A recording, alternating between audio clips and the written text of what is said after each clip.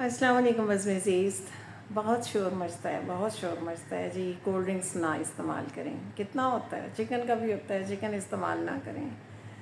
کہ جتنا روکا جاتا ہے جتنی چیزوں سے، اتنا ہی ان چیزوں کو استعمال کرتے ہیں. بھئی کیا انسان کی فطرت میں رکھ دی ہے اللہ تعالیٰ نے؟ اللہ نے رکھ دی ہے کہ ہم نے خود اپنی فطرت ایسی بنا لی ہے کہ جس چیز سے ہمیں روکا جائے گا ہم نے وہی کرنا ہے اور وہی کر کے دم لینا ہے. جیسے گویا ان عمروں میں بھی ہمارے اندر کوئی بچہ بیٹھا ہوا ہے.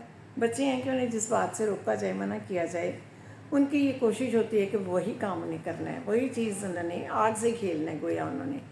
تو ہم موجودہ دور کے، ہم چھوٹے ہوں یا بڑے ہوں، ہمیں بھی جب پتہ ہے کہ ہماری ہیلتھ کے لیے کچھ چیزیں بہت نقصان دہ ہیں، باقاعدہ ان پہ ریسرچ ہو رہی ہے، روکا بھی جا رہا ہے، اس کے باوجود وہی ڈانٹ کے تین بات کہ بھئی ان کے بغیر تو ہماری کوئی پارٹی، ہماری کوئی گیٹ ٹوگیدر ہو ہی نہیں سکتی کولڈ ڈرنک کے بغیر، اور چکن کے بغیر بھی نہیں کہ مٹن جی مہنگا ہے.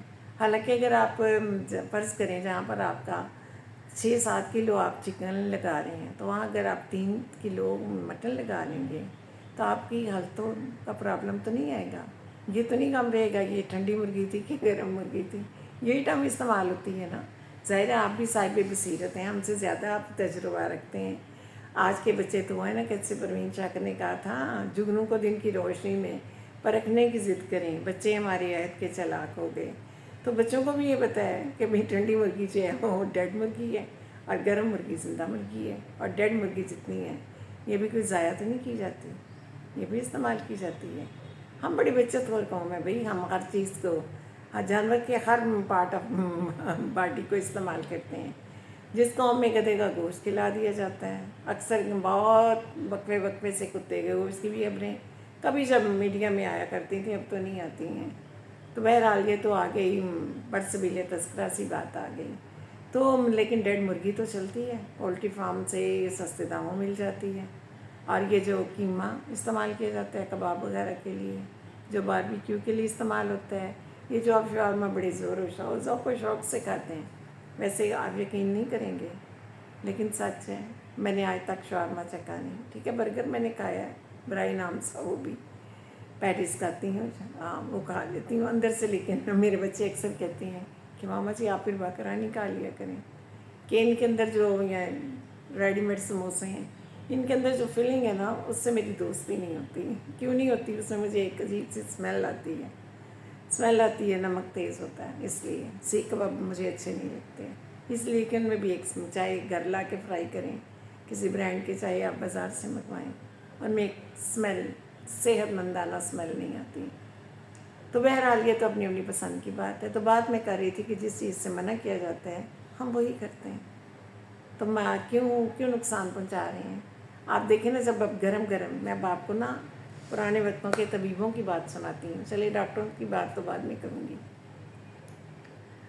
تو وہ نا کہتے تھے کہ جب آپ گرم کھانا کھاتے ہیں، گرم کھانا، حالانکہ بہت گرم کھانا بھی نہیں چاہیے، نقصان دہ ہے صحت کے لیے، لیکن ہم کھاتے ہیں جی. کچھ چیزیں ہمیں بہت گرم اچھی لگتی ہیں، کچھ چیزیں ہمیں بہت چل اچھی لگتی ہیں، اور کچھ چیزیں ہم کہتے ہیں ادھر گرم ہم نے کباب کھائے، ادھر ٹھنڈا گھونٹ ہم نے پیپسی کا، کوک کا لینا ہے، اسپرائٹ کا لینا ہے. تو طبیب کہتے تھے پہلے وقتوں کے، اور حکیم کہتے تھے، دیسی علاج کرنے والے، کہ کوئلوں پہ جب آپ پانی ڈالتے ہیں تو وہ اس میں سے ایک دھواں سوکھتا ہے نا، تو یہ انسانی اسٹامک ہے کہ جب آپ گرم کھانے پہ ٹھنڈا ساتھ ڈالتے ہیں تو کیا ہوتا ہے، جسے آپ ایسیڈیٹی کہتے ہیں. اب ہر چوتھا بندہ ایسیڈیٹی کا شکار ہے نا. سمجھیں میرا نقطہ؟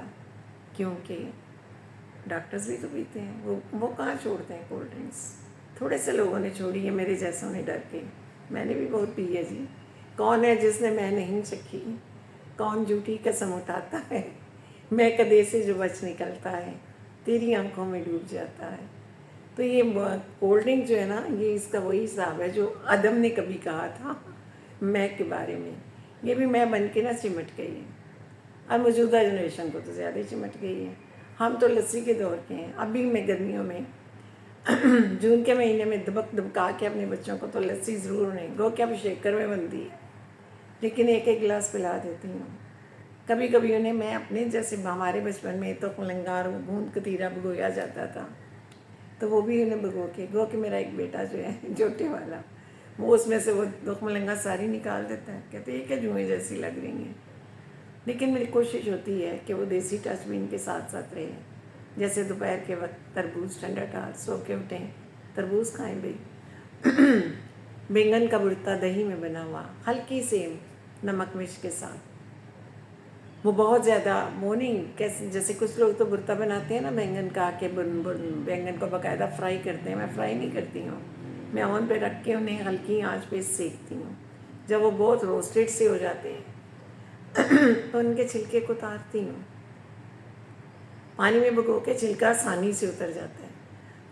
اس کے بعد میں دہی پھینٹ کے اس میں زیرہ، کالی مرچ، نمک ڈال کے تو وہ جو میں پیسٹ بنا لیتی ہوں، میش کر لیتی ہوں بینگن جو میں نے روسٹ کیے ہوتے ہیں چولہے پہ، تو انہیں میں اس میں مکس کر دیتی ہوں. اور وہ بہت اس میں آئرن ہوتا ہے. دہی میں آپ نے کیا لیا؟ کیلشیم لیا. بینگن میں آپ نے کیا لیا؟ آئرن لیا. بینگن غریبوں کا نا کلیجی ہے، غریبوں کے لیے. جیسے امیروں کے لیے سیب ہے، غریب کے لیے مولی ہے آئرن کے لیے. تو اس طرح کلیجی کا اور بینگن کا بھی چولی دامن کا ساتھ ہے. آپ نے پہلے سنا ہوگا، آپ بھی صاحب کل صاحب بصیرت ہیں، یہ کوئی نئی انفارمیشن نہیں ہے. لیکن ظاہر ہے ہم بلا کر سمجھتے ہیں کہ شاید ہم ہی نے بتا کے تو بہت احسان عظیم کر دی ہے. احسان عظیم نہیں، صرف اپنا اخلاقی فرض نبھانا میری کوشش ہے. تو اس کے بعد تیسری بات آ گئی. میں نے آپ کو 3 باتیں بتائیں کہ ٹھنڈے کے بعد گرم، گرم کے بعد ٹھنڈا، یا کچھ چیزوں کا آپس میں جو آپ کنٹراسٹ کر لیتے ہیں موجودہ دور میں، وہ بھی غلط ہے. یہ جو آپ دہی کے ساتھ مولی کا استعمال کرتے ہیں غلط ہے. کئی چیزیں ایسی ہیں جو صحت کو بہت نقصان دیتی ہیں. اسٹرابری کا جو آپ شیک پیتے ہیں نا، یہ بھی غلط ہے. آپ کو پتہ ہے اسٹرابری جو آپ لیتے ہیں بڑی ریڈ ریڈ، بڑی فریش فریش، سب کو کلر کیا ہوتا ہے. ایون کہ اب تو سیب کو بھی کلر کر لیتے ہیں چلتے چلتے. بڑے مشاق ہو گئے ہیں ہمارے شہر والے. اس شہر نہ پرسا میں کون دیکھتا ہے یہ، کہاں کس درجہ ملاوٹ ہے، خالص ہے نہ خالص ہے. تو جب پتہ ہے کہ کون دیکھتا ہے تو پھر ایسا ہی ہوتا ہے. تو اب پھلوں کو، سبزیوں کو بہت اچھی طرح کھلے پانی دھویا کریں، بلکہ پھلوں کو بھگو دیا کریں. کیلے کو بھی، سبزی پھلوں میں بہت سپرے ہوتا ہے. یہ جو چلتے چلتے آپ باسکٹ سے اٹھاتے ہیں نا سیب اور کچ کر کے کھا لیتے ہیں، چھوڑ دیجئے، چھیل لیا کریں. اتنا زہریلا سپرے ہے کہ وہ اس کے چھلکے میں رچا ہوتا ہے. ہماری کوئی سبزی، ہمارا کوئی پھل سب زہریلے سپرے سے صاف نہیں ہے. اور بلکہ ان میں تو بہت خطرناک مسالہ رکھ کر انہیں پکایا جاتا ہے. زیادہ سیل کے لیے کچے پھل توڑ لیا جاتا ہے نا، تو اس لیے انہیں بہت اچھے. کیلے کو بھی دھو کے چھیل کے کھایا کریں. کیلا عام طور پہ بغیر دھوئے کھا لیتے ہیں، تو آپ کے ہاتھوں کو جب آپ چھیل رہے ہوتے ہیں تو وہ زہریلا سپرے اور زہریلا کیمیکل تو لگ جاتا ہے. اور وہی کیمیکل جو ہے بعد میں وہ چھلے ہوئے کیلے کو بھی لگتا ہے. ٹماٹر پکڑ کے بچے آتے، ٹماٹر پکڑتے ہیں، کچ کچ کھانے لگتے ہیں. دھو کے کھائیں اچھی طرح. ایک دفعہ نہیں کہ ٹیپ آپ نے کھولا، اس کے آگے رکھا اور باسی اس کو بھگوئیں. جب تک آپ کسی باؤل میں اپنی سبزی پھل کو بھگو کے 2-4 پانی بدل کے صاف نہیں کر لیں گے، وہ آپ کے لیے پوائزن ہے. اسی لیے ہمارے ملک میں کینسر اور اسٹامک کی، پیٹ کی بیماریاں بہت تیزی سے بڑھ رہی ہیں. کہاں وہ تازہ سبزیاں جو اکثر ہم گاؤں کی سیر میں جب جاتے تھے دودیال میں، تو وہاں سے توڑ کے بھی ٹیوب ویل پہ جا کے وہاں سے چل رہی ہوتا تھا موٹر، تو دھو کے اس کی دار، بڑی سی پانی کی دار گر رہی ہوتی تھی، دھو کے تو وہیں کھیرا بغیر چھلے کھا لیتے تھے. ہاں، اور وہیں پر خربوزے اتار کے وہیں پر وہ رکھی ہوتی تھی. ہمارا جو زمینوں پہ کام کرنے والے تھے خاری، انہوں نے چاقو، تب چاقو ہوتے تھے، اس سے کاٹ کے دو اور آدھا آدھا پکڑ لینا اور کھا لینا. میں آپ کو اپنے دور، بچپن کے دور کی دیسی باتیں بتا رہی ہوں. تریں ہوتی تھیں لمبی، ککڑی بھی جسے کہتے ہیں کچھ علاقوں میں، وہ اتارنی، وہ بھی دھو کے کھا لینی. کوئی نمک مرچ کچھ نہیں. درختوں پہ چڑھنا، جب قبیلی میں جانا تو شہتوت کھانے وہاں سے توڑ توڑ کے. پتہ ہوتا تھا پھلوں پہ سپرے تو نہیں ہوتا، تب تو خیر پھل بھی ہوتا ہے. تو لہٰذا دھو کے پھل کھائیے. ہم آ جاتے ہیں پھر بات جہاں سے ہم نے شروع کی تھی کہ جی یہ کوک نہیں چھوڑیں گے، کوک نہیں چھوڑیں گے تو کیا کریں گے؟ بیماریاں بہت سی ایسی کہ جن کا پتہ تب لگتا ہے جب پانی سر سے گزر جاتا ہے. تو چھوڑ دیجیے اسے. یہ کولڈ ڈرنکس کسی بھی ٹائپ کی ہوں، یہ آپ کے بدن سے آپ کے کیلشیم کو ختم کر رہی ہیں، وٹامن ڈی کو ختم کر رہی ہیں، آپ کی بونس کو کمزور کر رہی ہیں، انہیں بربرا کر رہی ہیں. یہ ایسڈ ہے، اور چائنا تو اسے اناؤنس کر چکا ہے کہ یہ ایسڈ ہے. اور ایسڈ کیا ہے؟ جس سے ہم اپنے واش روم صاف کرواتے ہیں، وہی ہوتا ہے نا تیزاب. تو پرہیز کیجیے، چکن سے بھی کیجیے، دیسی چکن کھا لیں. 2-4 جہاں پر گھروں میں ہم اور پرندے رکھتے ہیں، ڈاگ بھی پالتے ہیں، کیٹ رکھتے ہیں، یہ لو برڈز بھی رکھتے ہیں، ایکویریم بھی رکھتے ہیں. تو چھوٹا سا پنجرا لے کے 2 دیسی مرغیاں اور 1 مرغ بھی رکھ لیجیے. دیسی انڈے ملیں گے نا، انڈوں سے چوزے نکلیں گے نا، تو آپ دیسی مرغی کھائیں. بازار سے جو خرید سکتے ہیں بازار سے خریدیں. بھئی ہفتے میں 1 دن کھا لیں، دیسی مرغ کھائیں. یہ اس کے چکر سے نکل آئی، یہ بیماری ہے، بہت بڑی بیماری ہے جو پر پھیلائے نا کسی دیو کی طرح ہماری سمت اتر آئی ہے، اور کسی یا سیب کی طرح نگل رہی ہے رفتہ رفتہ اس معاشرے کی انسانی جانوں کو، اور کینسر پھیلا رہی ہے. ابھی میں نے تازہ فریشلی ریسرچ پڑھی ہے. یہ جو ہم ٹی بیگز استعمال کرتے، میرے گھر میں بھی ہو رہے ہیں 10-12 سال سے. تو میں کوئی 1 ماہ سے کہہ رہی تھی بچوں کو کہ یہ بند کریں، لیکن تب ابھی میں نے پوری ریسرچ نہیں پڑھی تھی. اب میں نے 2-4 بار پڑھی ہے، 2-4 ڈاکٹرز کی رائے کے بعد. تو اب یہ جو کھلی پتی ہے نا، وہ بھی کھلی پتی، وہ پیک بند پکی چائے جو ملتی ہے نا پیک بند ڈبے میں، وہ استعمال کریں. کیونکہ یہ جو ٹی بیگز ہیں نا، ان کا یہ جو کور ہے نا، ان کا کہتے ہیں اس میں یہی کینسرین کاز ہے، یہ بھی ایک کاز ہے.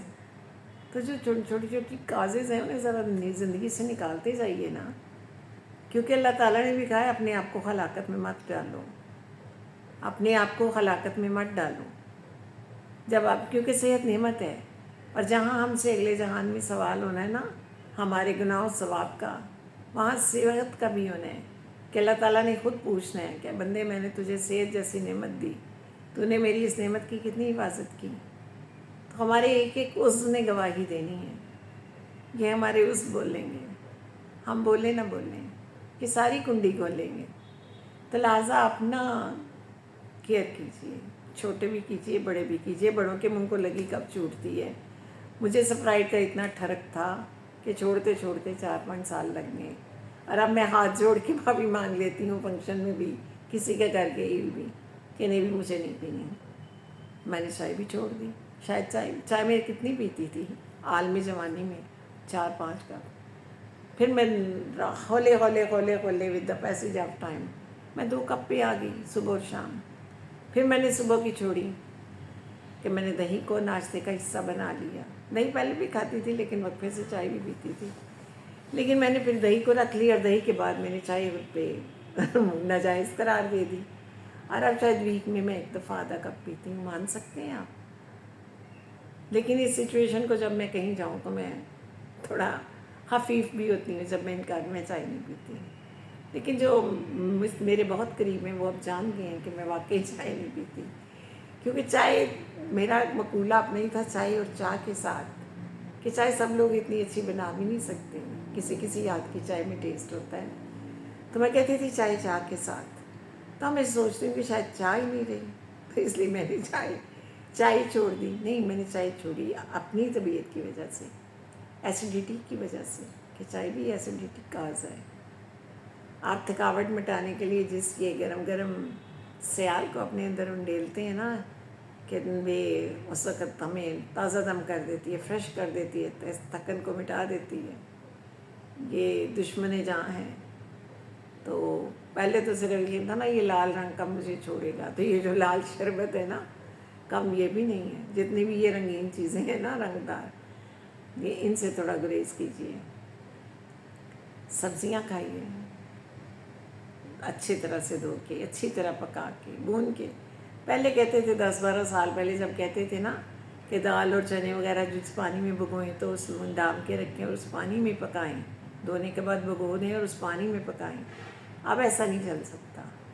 اب ڈاکٹرز بھی کہتے ہیں کہ اچھی طرح انہیں دھو لیں، دھا کے بھگا کے کچھ دیر آدھا گھنٹہ سبزی اور دال کو پکانے سے پہلے آدھا گھنٹہ پہلے صاف کر کے کاٹ کے اچھی طرح بھگو دیں، ڈپ کر دیں اور اس کے بعد آپ اسے پکائیں تاکہ جتنے اس میں زہریلے سپرے کے اثرات ہیں وہ نکل جائیں. اس کے بعد پکائیں. اور اپنی خوراک میں نا برائے کرم کالے چنے شامل کر لیجیے. آج میرا پلان یہی ہے کہ آج میں نے آپ کو یہ بتانا ہے کہ آپ حفظان صحت کے مطابق کتنا چلتے ہیں. بھئی آپ اپنی صحت کو خود ہی نقصان دے رہے ہیں، دنیا میں بھی اپنی زندگی کو خراب کر رہے ہیں اور آخرت میں اللہ تعالیٰ کے زور بھی جواب دے ہو رہے ہیں. تو وہ چیزیں کھائیے جو آپ کو آپ کی صحت کو محفوظ کریں. اللہ تعالیٰ نے جو صحت کا خزانہ دیا اپنے ہاتھوں تو اسے نہ کھائیں. ٹھیک ہے اتفاق سے یا بدقسمتی سے کوئی مرض آ گیا، کچھ حادثہ زانحہ ہو گیا تو وہ تو ٹھیک ہے، لیکن اپنے ہاتھوں خود تو نہ اپنے آپ کو گڑھے میں گرائیں. تو ہر اس بلا سے بچیے جو ہم ٹیسٹ کے نام پہ استعمال کرتے ہیں کہ بھی بہت ٹیسٹ آئے گا، بہت مزیدار ہے، فلاں کے کباب بہت اچھے ہیں، فلاں کا روسٹ بہت اچھا ہے، فلاں کا وہ فش بڑی اچھی. فش کبھی گھر میں لا کے بنا کے فرائی کر کے کھایا کرے نا. آپ کو کیا پتہ ہے کب کی وہ دھلی ہوتی ہے، کب کی مسالے لگے ہوتے ہیں، اور وہ فروزن وہ آپ کتنی دفعہ وہ فرائی ہو چکی ہوتی ہے. تو ہولڈنگ سے بھی گریز کریں. بہت گندا آئل استعمال ہوتا ہے. کبھی کچن میں کسی ہوٹل کے کچن کا جائزہ لیا آپ نے؟ جا کے جائزہ لے کے ایک تائرانہ نگاہ ڈال کے دیکھیں، آپ کے بہت سے بید کھل جائیں گے.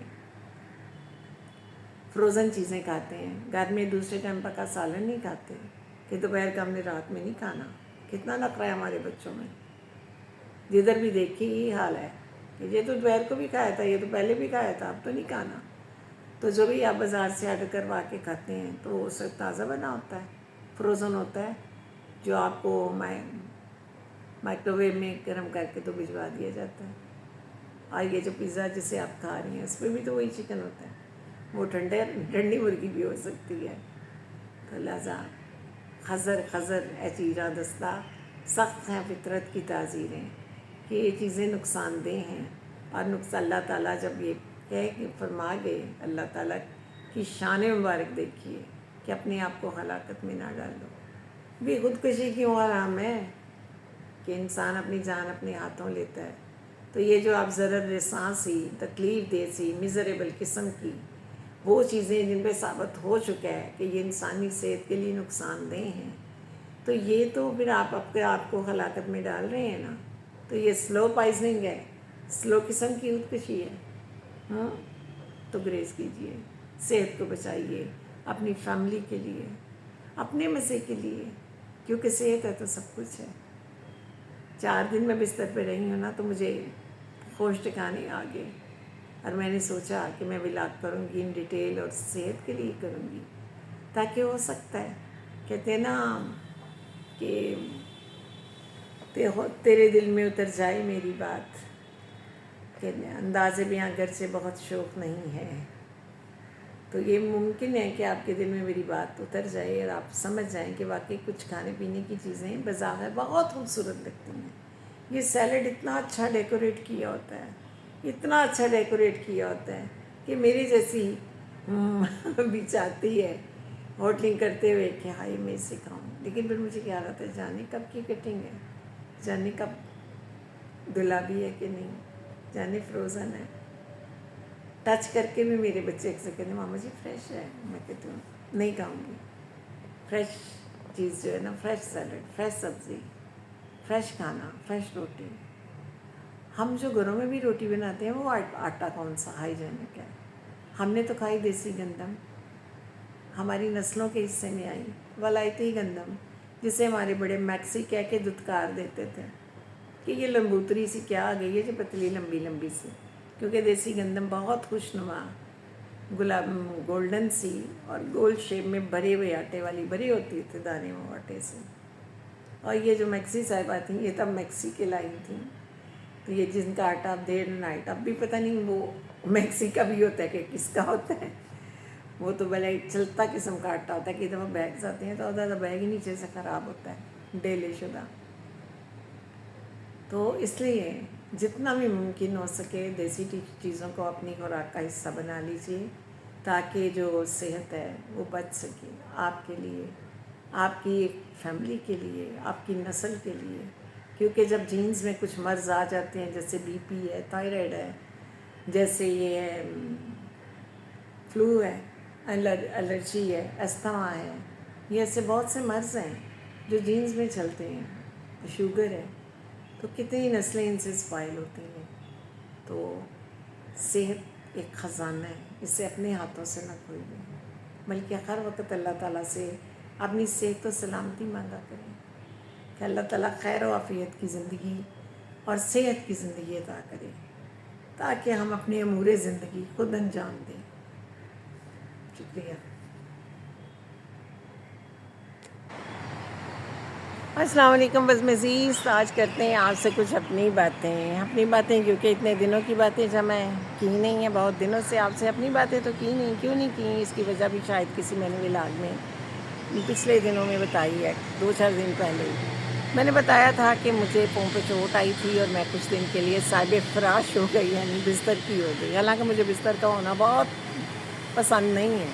میں وہ انسان ہوں کہ جسے چلتے پھرتے رہنا، حرکت میں رہنا اور کچھ نہ کچھ کرتے رہنا بہت اچھا لگتا ہے.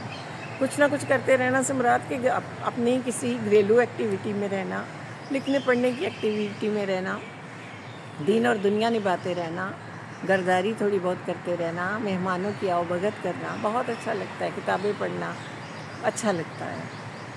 تو میں نے وہ جو تقریباً مہینہ ڈیڑھ بستر پہ گزارا کہ جب میرے بیڈ روم میں ایک سسٹر بھی ارینج کی کہ میں چل نہیں پاتی تھی، میں اپنی ضروریات زندگی اپنے ہاتھوں کر نہیں پاتی تھی. تو وہ نا ان دنوں رمضان بھی قریب تھے اور میں اتنی ٹینس تھی، میں یہی سوچتی تھی یا اللہ کہ رمضان روزے بھی رکھنے ہیں، سیری بھی، کوکنگ کا تو انتظام ہو گیا کہ کک نے چلے دوپہر کا کھانا تو بنا دیا، افطاری کے وقت تک کی تیاری اس نے کر دی، لیکن سحری کے وقت کی مصیبت تھی کہ بچوں کو میرے ہاتھ کے پراٹھے پسند تھے. تو یقین جانیے میں نے جتنی بھی دعائیں مانگی ان دنوں میں وہ میں نے اپنی صحت کی مانگی. تب مجھے یہ احساس ہوا کہ صحت کتنی بڑی نعمت ہے کہ انسان کے سامنے صحت سے بڑی کوئی چیز نہیں ہے، کہ صحت نہیں تو کچھ بھی نہیں. بچپن میں جو ہم پڑھتے تھے نا کہ تندرستی 1000 نعمت ہے، تو مجھے بیماری میں اس محاورے کے معنی بھرپور طریقے سے سمجھ میں آتے ہیں. بچپن میں نہیں آتے تھے، نہ لڑکپن میں، کہ بیماری تو آتی نہیں تھی. کبھی سر درد ہو گیا، کبھی چلے نہیں موسم بدلا، تھوڑا سا ٹمپریچر ہو گیا، تھوڑا سا ذرا سا چھو کے گزر گیا. تو اللہ کے کرم سے صحت جو تھی بہت اچھی پائی. تو وہ بستر کا ہو کے لگ رہنا تو پسند ہی نہیں تھا مزاج نازک کو.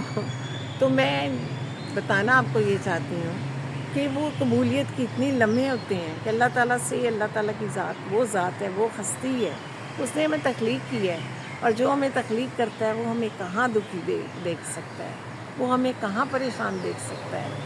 تو میں نے بھی دن رات ایک کر دیا اور میں اللہ تعالیٰ سے یہی کہتی رہتی تھی اپنی. دیکھیں ہم ضروری نہیں کہ ہم صورتیں پڑھ کے، آیتیں پڑھ کے، وہ بھی بہت ہے کہ ہم اگر درود شریف، الحمد شریف پڑھ کے، آیت الکرسی پڑھ کے اور چھوٹی چھوٹی دعائیں پڑھ کے اللہ تعالیٰ کی ذات کے قریب ہو کے اس سے مانگیں گے، اسی لمحے ملے گا. تو اگر ہم حالت نماز میں بھی نہیں ہیں، بیٹھے ہوئے ہیں، لیٹے ہوئے ہیں، بڑی بے کسی کے عالم میں ہیں، تو ہم لیٹے لیٹے بھی اگر اس کی بارگاہ میں دامن پھیلا کے اس سے مانگیں گے، یقین کیجیے وہ سنتا ہے.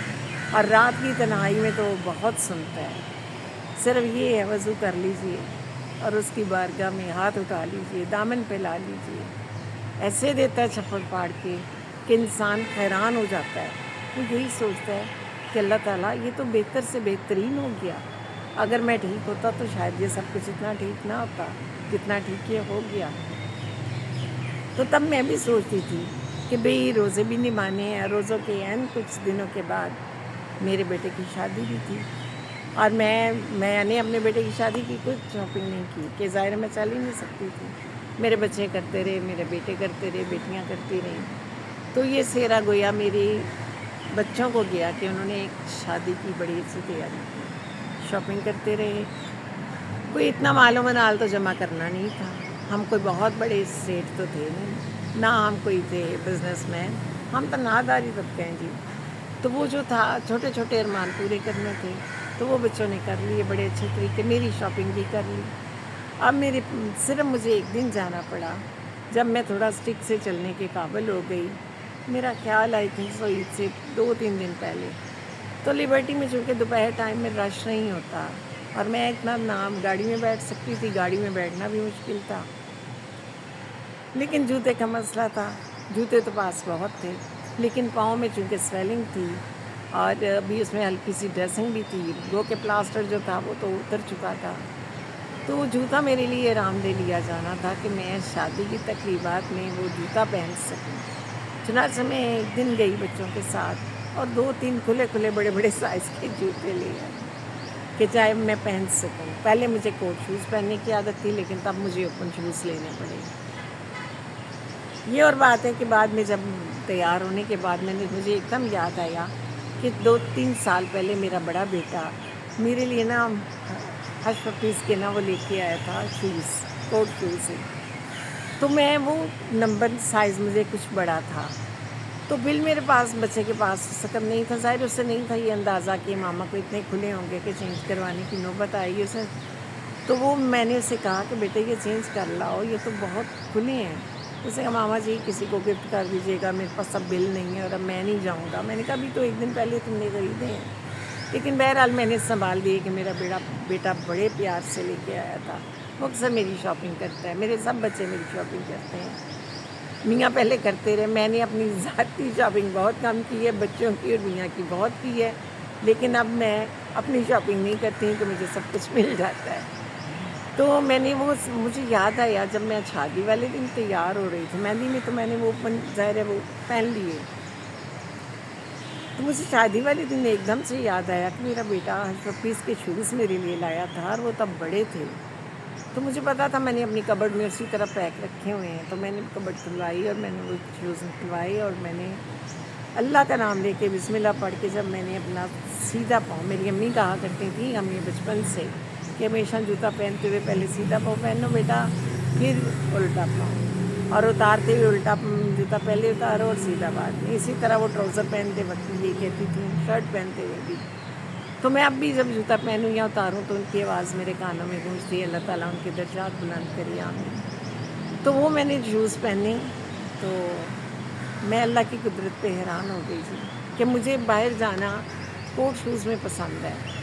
ظاہر جاب کرتے کرتے مزاج ایک ایسا ہو جاتا ہے کہ ہیلز ہو گئے ٹک ٹک ٹک ٹک کرتی ہے، تو میں کوٹ شوز پہنتی ہوں بے آواز قسم کے کہ جو پاؤں کو بھی ایزی رہیں اور شور بھی پیدا نہ کریں، میں آ رہی ہوں کا ساز نہ بجائیں. تو میں نے وہ شوز پہنے اور میں نے اس وقت شکر ادا کیا. میں نے پھر اپنے میرے بیٹے کو میں نے بتایا، میں نے کہا دیکھو جو 2-3 سال پہلے تم کہتے تھے آپ نے ماما جی اب تک سنبھالے ہوئے تھے.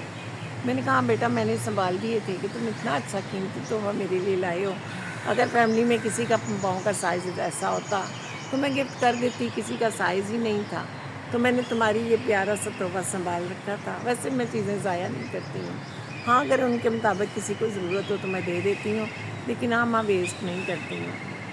تو اس طرح میں نے وہ شوز بارات والے دن اور ولیمے والے دن پہنے اور میں بہت ایزی رہی، اتنی ایزی رہی کہ میں نے 3 گھنٹے کا بلکہ 4 گھنٹے لگ جاتے ہیں جی. 1 گھنٹہ تو آنے جانے کا ہوتا ہے کیونکہ راستے تو بلاک ملتے ہیں. ایک دن میں ایسا راستہ بلاک تھا اور ہم بارات والے دن ہم 3 راستے بدل کے پہنچے تھے.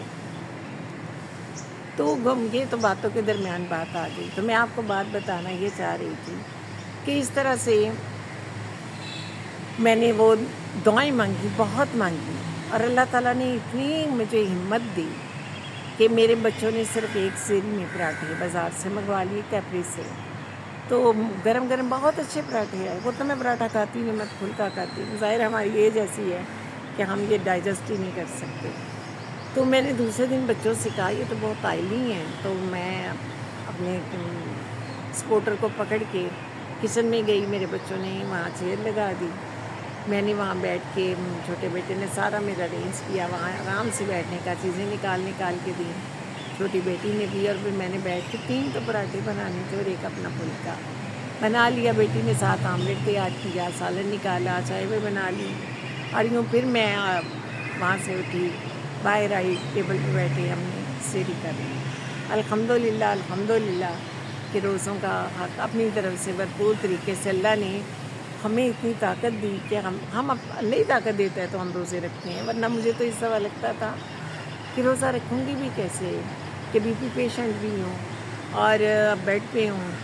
تو قدرت والا تھا جس سے میں نے مانگے تھے کہ اللہ میاں جی مجھے روزے کے قابل کر دے، اللہ میاں جی مجھے اپنے بیٹے کی شادی میں پاؤں پہ چلنے کی طاقت عطا کر دے، اللہ میاں جی تو عزت رکھنے والا ہے، تو عزت والا ہے، تو میری عزت رکھنا۔ تو یقین کیجئے اللہ تعالیٰ نے اتنی رحمت کی، روزے بھی رکھے، سیری بھی بنائی، عید کی نماز بھی پڑھ لی بیٹھ کے، ورنہ شروع کی 15 دن تو نمازیں میں نے لیٹے لیٹے پڑھی تھیں، بغیر یہ بھی سوچے کہ وضو بھی پورا نہیں ہوا اور قبلے کا رخ بھی نہیں ہے، تو بس اس سے مانگتی تھی، وہ سنتا تھا، وہ تو قریب آ جاتا ہے۔ میری زندگی میں تو ایسے بھی واقعات ہیں کہ میں انہیں معجزہ کہتی ہوں کہ میں نے اللہ کی رحمت کو اتنے قریب سے دیکھا ہے کہ جب مجھے کوئی مددگار، کوئی امید زندگی میں نظر نہیں آتی تھی تو مجھے ایسے لگا جیسے وہ عرش سے فرش پہ آ جاتا ہے۔ تو میں اکثر یہ کہتی ہوں، اے سونے ربا ویرشی ایک کڑی نو آ جا تو فرشی، میری بگڑی بات بناندا جا، میری کشتی پار لگاندا جا۔ تو میرے بچے کہتے ہیں ماما جی آپ اللہ سے کیسے بات کرتے ہیں؟ میں کہتی ہوں میں اپنے اللہ سے بات کرتی ہوں، جب میں اس سے مانگتی ہوں کہ اس نے مجھے پیدا کی ہے، اس نے مجھے بنایا، میں تو تھی نہیں، نہ میں رہوں گی، وہ پھر مجھے زندہ کرے گا۔ تو میں اس سے یہی کہتی ہوں اللہ پاک مجھے روزے حشر بھی امتی بنا کے اٹھانا، مجھے اپنے محبوب کی شفاعت نصیب کرنا۔ تو یہ ہمارا ایمان ہونا چاہیے۔ تو میں نے ان روزوں میں بھی، روزوں سے پہلے میرے پاؤں میں آئی تھی، چوٹ لگی تھی، اور روزے مجھے میری صحت کو بحال کر گئے، میرے آنگن میں خوشیاں اتر آئیں، میرے بیٹے کی شادیاں نوادی کی تقریب بہت اچھے طریقے سے ہوئی۔ میں آپ کو چھوٹے چھوٹے کلپس ہیں، جب مووی آئے گی تو میں شیئر ضرور کروں گی بس نشست میں۔ تو الحمدللہ تو مانگیے، آج کی میری یہ جو میں اس وقت آپ کے ساتھ ولاگ کر رہی ہوں، اس کا مقصد ہی یہ ہے، میں اپنی ذاتی زندگی کے حوالے سے آپ کو بتا رہی ہوں کہ مانگیے، دامن پھیلائیے اس کے آگے، یقین کیجئے رات کی تنہائی میں، شام کے سناٹے میں، فجر کی خاموشی میں دامن پھیلا کے تو دیکھیں، ناممکن کو وہ ممکن نہ کر ڈالے تو پھر کہیے گا، لیکن آپ کی حاجت جائز ہونی چاہیے، یہ نہیں کہ آپ اس سے ناجائز مانگیں، وہ تو آپ کو دے دے گا، وہ تو دے دے گا، تو وہ نہ ہو کہ وہ ناجائز حاجت آپ کی گلے کا توق بن جائے اور پچھتاوا آپ کا مقدر ہو جائے۔ تو مانگیں بھی تو جائز مانگیں، جو کسی کو نقصان نہ دے، لیکن مانگیے، ضرور مانگیے، عزت مانگیے، صحت مانگیے، رزق حلال مانگیے، اپنے کنبے کی، اپنے بال بچے کی سلامتی مانگیے، تو وہ دینے والا ہے، وہ اتنا نوازتا ہے، وہ گویا چھپڑ پھاڑ کے دیتا ہے، جیسا کہ اس نے مجھے عطا کیا، تو وہی عطا کرنے والا ہے۔ تو مقصد آپ کو یہ بتانا ہے کہ دعا کی قبولیت پر یقین رکھیں، اور کوئی ڈر خوف کوئی نہیں آتا انسان کو کسی تکلیف سے، اگر اللہ تعالیٰ کی ذات اس کے سامنے ہو۔ ہم فرسٹریٹڈ ہوتے ہیں، ہم ٹینس ہوتے ہیں، ہمارے نروس بھی تھکتے ہیں، کیونکہ ٹینشن ہم اپنے حساب پہ طاری کر لیتے ہیں، لیکن جب اللہ تعالیٰ ہماری وہ ان ساری تکلیفوں کو ایک لمحے میں پلک جھپکتے دور کر دیتا ہے، تو لگتا ہے کہ کچھ ہوا ہی نہ تھا۔ اور اب میں آج کل بھی میں ہلکا پھلکا بھی اسٹک سے ہی چل رہی ہوں، لیکن میں ہر اپنے قدم کو اٹھاتے ہوئے الحمدللہ کہتی ہوں، اور میں کہتی ہوں اللہ تعالیٰ تیرا لاکھ شکر ہے کہ تو نے مجھے میرے پاؤں پہ کھڑا کر دیا، اور جتنی بھی زندگی ہے سب بیماروں کو شفا دینا۔ میں سورہ یاسین جب قرآن پاک پڑھتے ہوئے صبح پڑھتی ہوں تو میں ساتھ یہی دعا کرتی ہوں کہ اللہ سب بیماروں کو شفا دینا، کیونکہ تندرستی 1000 نعمت ہے، ہیلتھ از ویلتھ۔ آپ بچے جو سنیں گے ولاگ، ویسے تو بچے نہیں سنتے، یا کچھ سے بڑے بھی نہ سمجھ ہوتے ہیں تو انہیں نہیں سمجھ آئے گی، لیکن سمجھیے غور کیجیے کہ تندرستی 1000 نعمت ہے، اس سے بڑا خزانہ کوئی نہیں ہے۔ اور جب بیماری کی حالت میں بھی ہوں تو اللہ تعالیٰ کے کسی نہ کسی صفاتی نام کا، جمالی نام کا، جلالی نام کا آپ ذکر کرتے رہیے. تصویر رکھیے ہاتھ میں یا انگلیوں پہ پڑھتے جائیے، لیکن اس رحمان و رحیم کا ورد کرتے جائیے. وہ اپنی رحمت کے صدقے، اپنی قدرت کے صدقے ہماری سب بلاؤں کو ٹالتا ہے، اور صرف وہی ہے جو ہمیں آفتوں اور مصیبتوں سے نکالتا ہے. وہ کہ زندگی میں ہمیں ایسے ساتھی میسر آتے ہیں اپنے لائف پارٹنر کی صورت میں، اپنے بچوں کی صورت میں، دوست احباب کی صورت میں، جو ہماری دلجوئی کرتے ہیں، ہماری مشکلات کو آسان کرنے کا ذریعہ بنتے ہیں. تو یہ ذریعہ بھی تو وہی دیتا ہے، پیچھے بیک پہ تو وہی ہے ہمیں چلانے والا، ہمیں بٹھانے والا، ہمیں سلانے والا، ہمیں پھر سے جگانے والا، ہمیں طرح طرح کا رزق کھلانے والا صرف اور صرف وہی ہے. وہی مال کی حقیقی ہے. اور وہ ہمارے رسول کریم صلی اللہ علیہ وآلہ وسلم، میں صدقے یا رسول اللہ کہ آپ سے اللہ تعالیٰ نے وعدہ کیا ہے، آپ کی امت کی شفاعت کا آپ کو حق دی ہے، اور آپ کی امت پہ عذاب نازل دنیا میں نہ کرنے کا. تو ہم تو گناہ گار ہیں، خطا کار ہیں، کتنی غلطیاں کوتاہیاں کرتے ہیں، جانے انجانے میں جانے کس کے دل کو توڑ دیتے ہیں، جانے انجانے میں ہم کبھی کسی غلط شخص پہ بھروسہ بھی کر لیتے ہیں، جانے انجانے میں کبھی کسی مخلص شخص کو ہم کھو بھی دیتے ہیں. تو ہماری سب غلطیاں کوتاہیاں وہ معاف کرتا ہے. وہ دیکھتا ہے نیلے آسمان سے، سب کچھ دیکھتا ہے، وہ تو شارک سے قریب ہے. تو مانگیے، سر جھکا کے مانگیے، بل بلا کے مانگیے، گڑ گڑا کے مانگیے. لیکن جتنا ٹائم آپ دعا میں لگاتے ہیں، نماز میں لگاتے ہیں، جتنا ٹائم آپ نماز میں لگاتے ہیں اس سے دگنا اپنی دعا میں لگائیے. میں نے کچھ بچوں کو، ظاہر ہے جب بچے بھی نماز پڑھ رہے ہوں یا کوئی اور کہیں ایسا اتفاق ہو، دیکھا ہے کہ نماز کی ادائیگی کے بعد کچھ لوگ دعا بہت مختصر پڑھتے ہیں. بھی اسی وقت وہ آپ کے قریب ہوا ہوتا ہے. دعا تو آپ نے فرض ہے جو ادا کر دیا، تو نماز پڑھ کے تو آپ نے اپنا فرض ادا کر دیا. تو دعا تو آپ کا حق ہے، اور اس نے وہ آپ کو دیا ہے، وہ ٹائم دیے کہ اب اس کے بعد مجھ سے کچھ مانگ لو، میں تمہارے قریب آیا ہوں. تو مانگیں اس وقت، اس لمحے میں مانگیں. 24 گھڑیوں میں ایک گھڑی کوئی نہ کوئی قبولیت کی ہے. خیر مانگیں تاکہ خیر ہو. تو کہتے ہیں نا، مل کر دعائیں مانگیے، امن و امان کی خیر ہو. تو امن و امان کی خیر مانگیے، صحت و سلامتی کی خیر مانگیے، اپنے وطن کی امن و چین کی دعا مانگیے. اللہ تعالیٰ ہمیں ہر فتنے سے، ہر شر سے بچائے، ہمیں صحت و سلامتی دے، ہمارے ننھے ننھے آنگنوں کی رکھیاں سلامت رکھے، اور ہمارے دل کا سکھ چین، ہماری آنکھوں کا نور اور قرار باقی رہے. تو آج کا ولاگ آپ کے لیے صرف اس یقین کے ساتھ کہ آپ دعا میں اگر مختصر کلامی کرتے ہیں، مختصر ٹائم میں دعا مانگتے ہیں، تو اس ٹائم کو بڑھا دیجیے.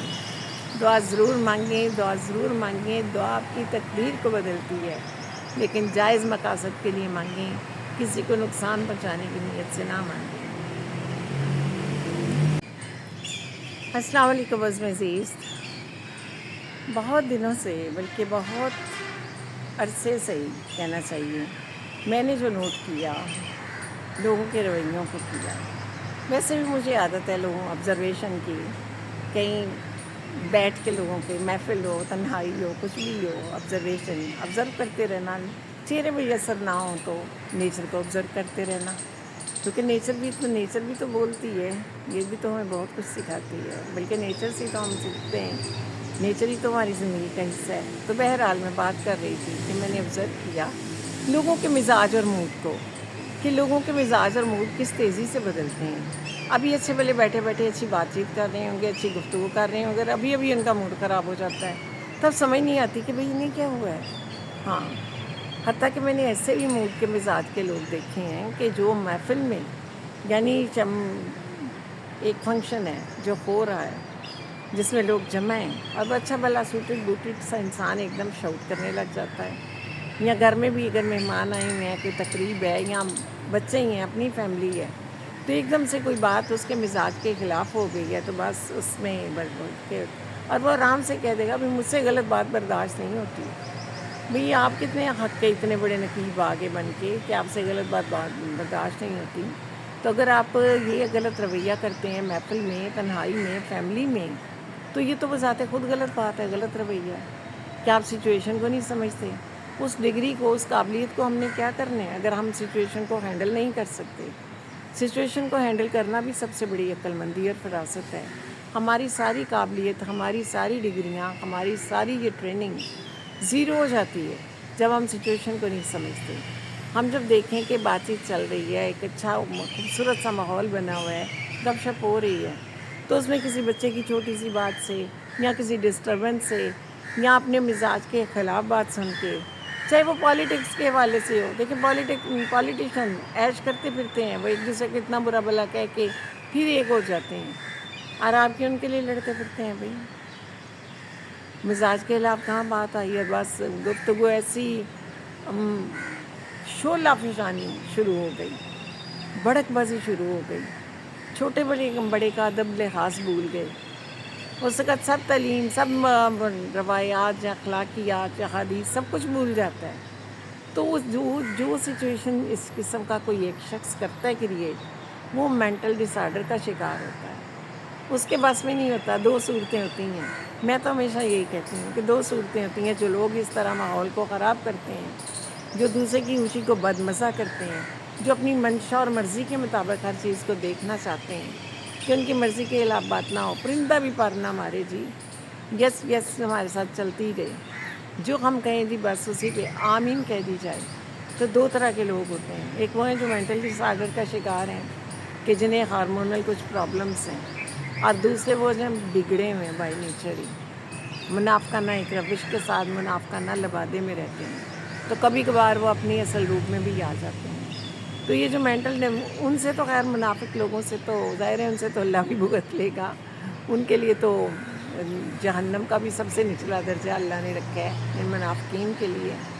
تو یہ جو مینٹل ڈس آرڈر کا شکار ہیں، یہ سمجھتے نہیں ہیں کہ ان کا پرابلم کیا ہے. تو ان کے گھر والوں کو سمجھنا چاہیے، ان کی فیملی کو سمجھنا چاہیے کہ جب ایک بندہ اچھا خاصا جو پلائٹ بھی ہے، اچھے عہدے پہ بھی ہے، گفتگو جب کرتا ہے ٹھیک ٹھاک، تو بڑی آسمان کی سے وہ کیا کہتے ہیں تارے توڑ لاتا ہے. تو وہ شخص جب اس سے ایک دم آؤٹ ہو جاتا ہے، تو وہ جو آؤٹ ہو جاتا ہے تو اٹ مینس کہ وہ مینٹل ڈس آرڈر کا شکار ہے. تو اس کا ٹریٹمنٹ کروانا چاہیے. گھر والے تو یہ کر سکتے ہیں نا کہ وہ احتیاط کریں، ایسے شخص کے مزاج کے خلاف بات نہ کریں، اس کے موڈ کو دیکھیں، اس کے موڈ کے مطابق چلتے رہیں. لیکن ایسا شخص ارد گرد کے لوگوں کو بھی نقصان پہنچا دیتا ہے. کبھی کبھی وہ اتنا آؤٹ ہو جاتا ہے وہ اپنے آپ کو بھی نقصان پہنچاتا ہے، وہ چیزوں کو بھی توڑنے پھوڑنے لگتا ہے، وہ خود کو بھی مارنے لگتا ہے، کیونکہ اس کے بس میں نہیں ہے. وہ مینٹل ڈس آرڈر کا شکار ہے. ایسے کیمیکلز اس کے برین میں چل رہے ہوتے ہیں کہ جب تک وہ نکل نہیں جاتے غصے میں، توڑ پھوڑ میں، اور پھر بعد میں خود بھی وہ نڈال ہو کے بیٹھ جاتا ہے. جیسے ایک دریا تھا، امٹ کے آیا، سونامی تباہی کر کے چلا گیا، پیچھے کیا رہ گیا؟ سناٹا اور تباہی. پچھلے بیٹھے سوچتے رہیں.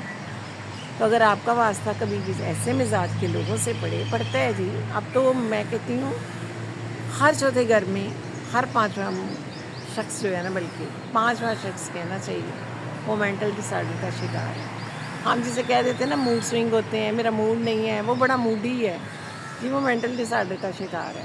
وہ اپنی مرضی سے چلنا چاہتا ہے کہ اس کے اندر ایسی توڑ پھوڑ ہوتی رہتی ہے. کچھ وہ جینز میں آتے ہیں اثرات، کچھ اس نے وہ ایسے ماحول میں پرورش پائی ہوتی ہے کہ اس کو بچپن سے کوئی روک ٹوک کی جائے تو عادی نہیں ہوتا وہ روک ٹوک کا.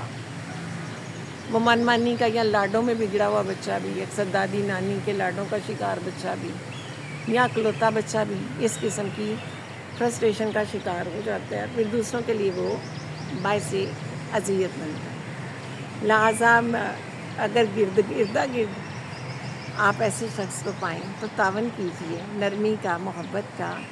بیزار نہ ہوجیے، اس کا علاج کروائیے، ہاسپٹل لے جائیے. بہت اتنی میڈیسن نے ترقی کی ہے، ہر مرض کا علاج ہے.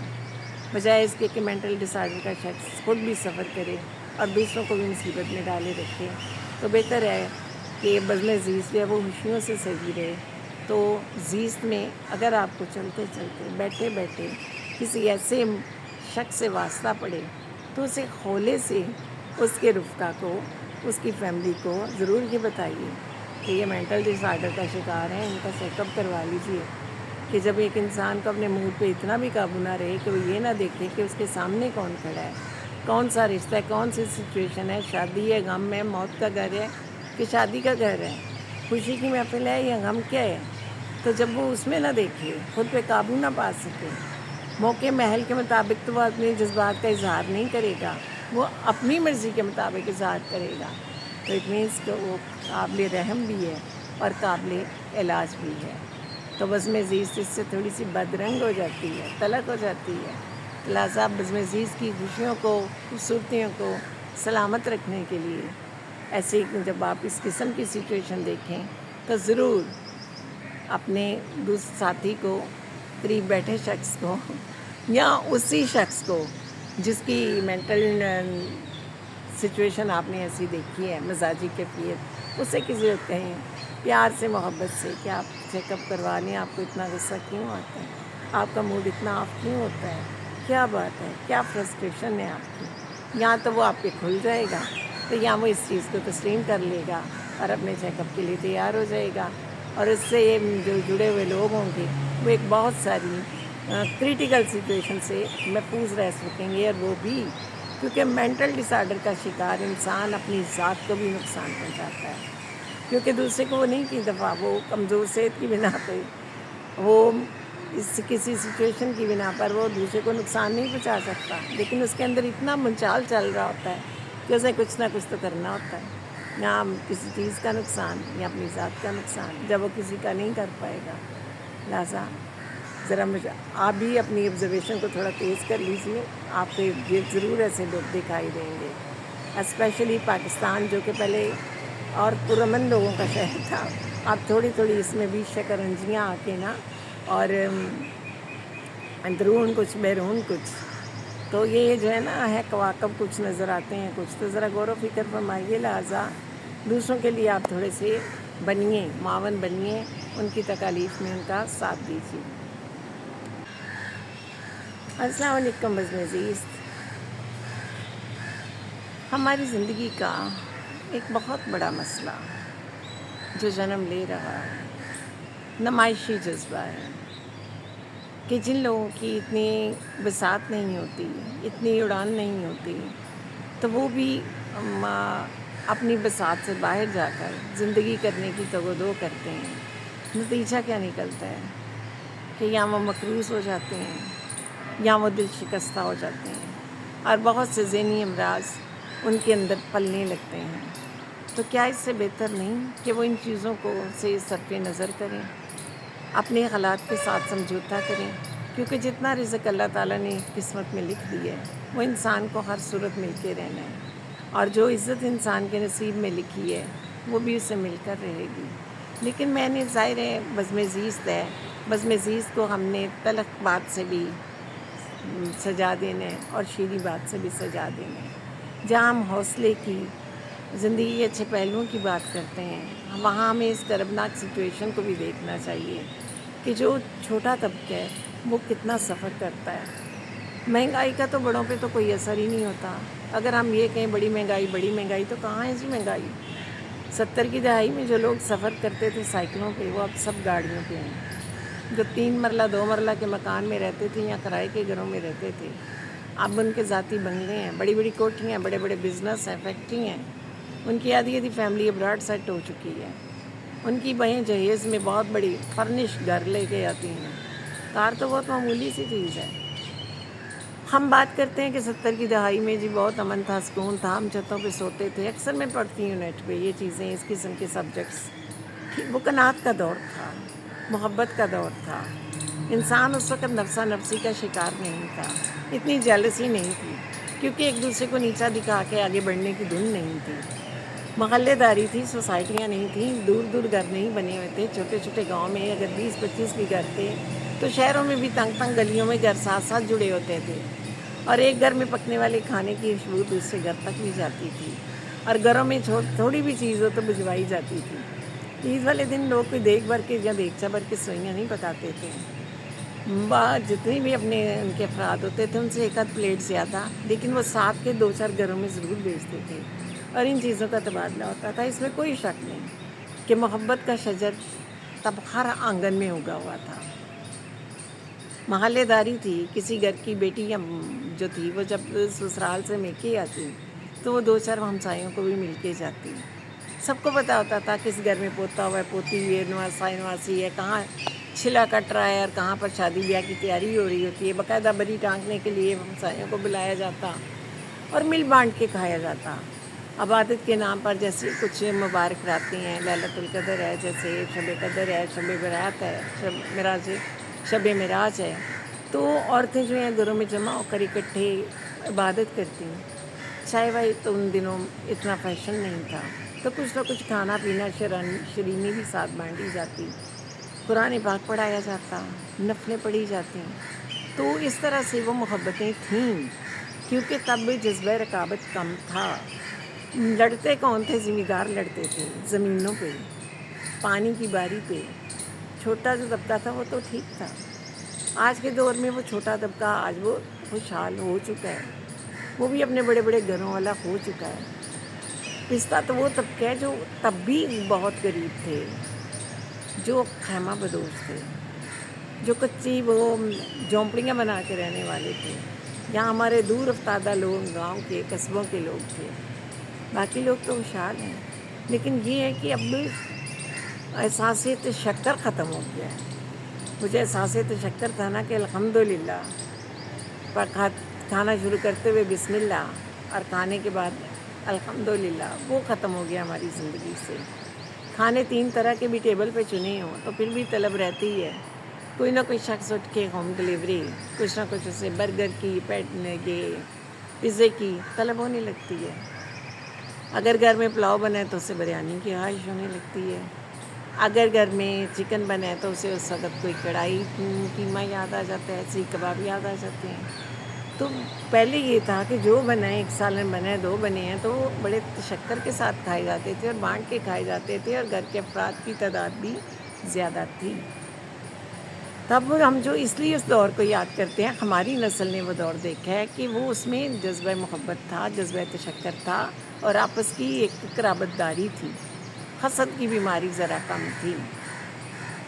اب بہت کچھ ہے، ہر گھر میں گیرج میں گاڑی بھی ہے، گھر بھی بڑا ہے، بڑے بڑے اچھے فرنیچر سے فرنش کیا ہوا ہے، جیولری بھی مہنگا سونا کرتے کرتے لوگوں کے پاس بہت ہے۔ پہلے تو وہ اس دور میں جب کہتے ہیں بڑا سستا زمانہ تھا، تو تب اس دور میں لوگ اپنی بچیوں کو صرف انگوٹھی پہنا دینا، جسے وہ مندری کہتے تھے سادہ لوگ، یا کانوں کا زیور جسے وہ کانٹے، بالیاں کہہ دیتے تھے، وہ پہنانا بھی بہت بڑا اعزاز سمجھتے تھے۔ تو پھر سے مہنگائی تب تھی یا اب ہے؟ اب تو لوگ کلوں کے حساب سے سونا ڈائمنڈ پہنتے ہیں، ڈائمنڈ پہناتے ہیں، ڈائمنڈ رنگ کی بڑی ویلیو ہے۔